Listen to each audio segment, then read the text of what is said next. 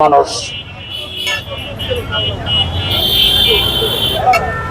আমি একজন জন্ম থেকে অন্ধ আসল মানুষ।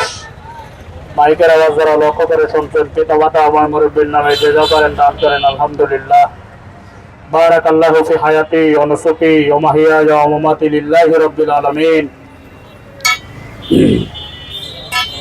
পৃথিবীতে কেউ স্থায়ী হয় না, হোক না সে ফিরাউন কিংবা নমরুদ, কেউ ভাবে চিরকাল রয় না।